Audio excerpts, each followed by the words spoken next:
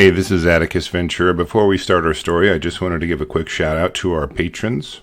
I wanted to thank April Donovan as well as Drone Adventures for their regular support of our channel. They make this all possible. Thank you very much. I also want to thank YouTube user Be Right Back, who suggested the topic of today's video.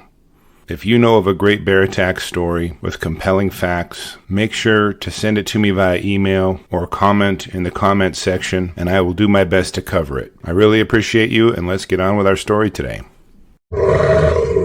Thank you for watching Scary Bear Attacks. If you like this episode, please remember to hit the like button and leave a comment or two, then subscribe and click on the bell to receive notifications of whenever we release new videos. Also, please remember to share them to your social media. Welcome back to Scary Bear Attacks. Today's episode takes us to Waugh Mountain, just north of Cotopaxi, Colorado, around 80 miles south of Denver. This particular part of the Pike and San Isabel National Forest displays steep and rugged mountains covered in pine and fir trees predominantly. There are pockets of willow, aspen, and various berry bushes wherever water is present. The mountains are packed with deer and elk, but authorities are uncertain about just how many black bears live in the state of Colorado. Colin McClelland was from a very outdoorsy family. His father was a licensed outfitter in Colorado for 13 years, and Colin was a lumberjack and camped on Waugh Mountain because he harvested timber from nearby timber stands. Colin had been working out of this area for several years and had a rash of bear problems for the last 3. He called the Colorado Division of Wildlife last year when a bear broke into his camper and consumed all of his food. Lately, he had been having bears show up around his RV at night and scratch and sniff around his camp. Colin was smart enough to know not to leave anything that might attract a bear outside, but his camper was full of his own food as well, so he thought that is what must be bringing them back. Colin didn't know this, but 4 nuisance black bears were sedated, ear-tagged, then relocated to Waugh Mountain since 1988. Now authorities know that 1 was run over and killed in the road. Hunters killed 2 during hunting season, but 1 bear simply disappeared. This is the ideal situation for the wildlife management authorities. They don't exactly like killing bears, even nuisance bears, as it is better to give them a second chance in a more remote area and allow nature to take its course. Any new entrant into prime bear territory will have to fit in with the established bear pecking order and may die if it doesn't do so soon after being released. Colin hadn't been feeling well the last few days and was taking some pretty strong flu medicine to help him recover. Harvesting lodgepole pines was tiring work, and being sick while doing it made it even more tiring. On top of that, Colin had had several run-ins with local black bears. It was fairly normal for him to hear them sniffing around at night, but they had become more aggressive and more frequent in their visits. It almost seemed like they'd accepted him as part of their surroundings, and now they were just going to treat him like they do every other animal. The respect boundaries would definitely have to be reestablished, but first he would need to recover from this flu. On Friday, August 13th, 1993, Colin prepared dinner over the stove in his camper. He thought about how he would have to climb back on top of his RV and sleep up there again. He had to do it the last several nights due to all the bear activity at night, and he didn't feel safe inside of it. His friends had recently loaned him a rifle big enough to handle any bears that might give him any problems, but he was sure they would just move on once they figured out that he wasn't going to feed them or bother them. He just wanted to be left alone to do his work. After eating dinner, Colin felt too sick to try the climb to the roof, so he decided to take the flu medicine and sleep inside the RV. He loaded up on a decent dose of flu medicine and promptly crawled into bed. Hopefully this would be the last night that he would be so sick and lose work. As Colin drifted off to sleep, the aroma from the dinner he cooked wafted gently up the valley, through the trees, and into the noses of bears in the area. A 240-pound black bear, very familiar with Colin's camp, decided he would wander through and look for something easy to eat, and admired the delicious aromas emanating from the giant metal box.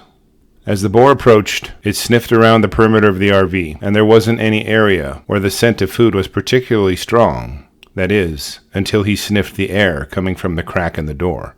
The bear wasn't hesitant about getting at that food, and immediately set his claws in the crack of the door and began prying at it. The noise of the bear prying at the door brought the medically induced slumber of Collins to a terrifying end. He sat up in bed and watched the door bend as the bear pulled and wrenched at the bottom. He quickly grabbed the rifle his friend loaned him and fired a shot through the door at where he thought the bear would be.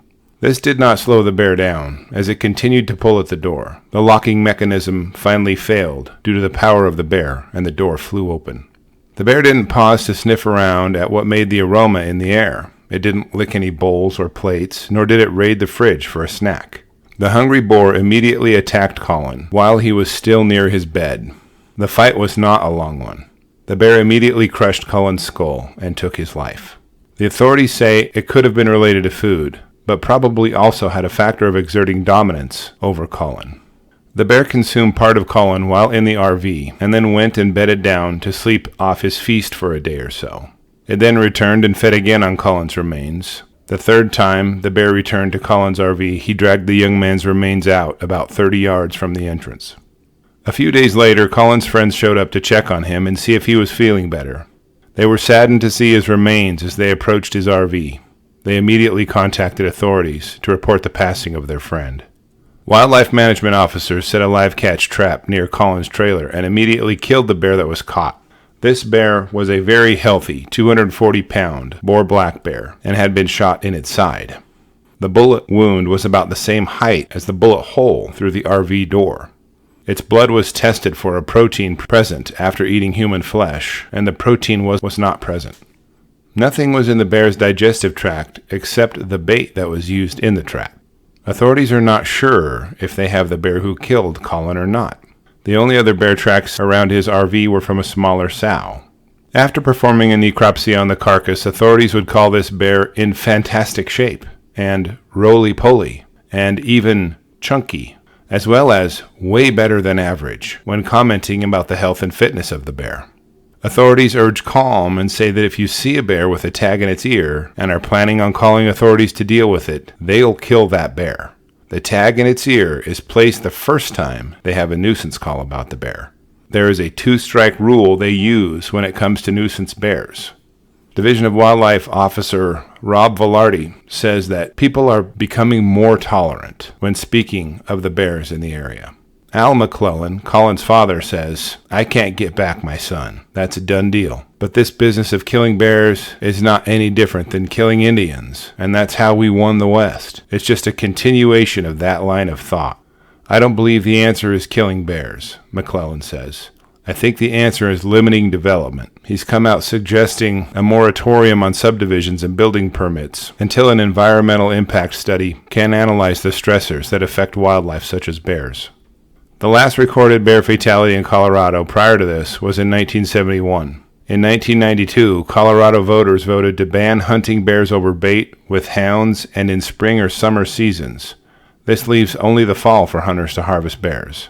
Colorado Wildlife Management authorities are currently evaluating a zone-based plan to balance black bear populations across the state. Thank you for enjoying Scary Bear Attacks. And before you go, I just wanted to tell you about a few amazing products in our merch store. Hit the trail with this I Love Scary Bear Attacks color-changing coffee mug, which changes colors based on the temperature of the drink inside of it and is a great addition to your camping equipment. Also, check out this I Love Scary Bear Attacks waterproof Bluetooth outdoor speaker. It's affordable and makes camping while taking our playlist along a breeze. Thanks again, and be safe, especially in bear country.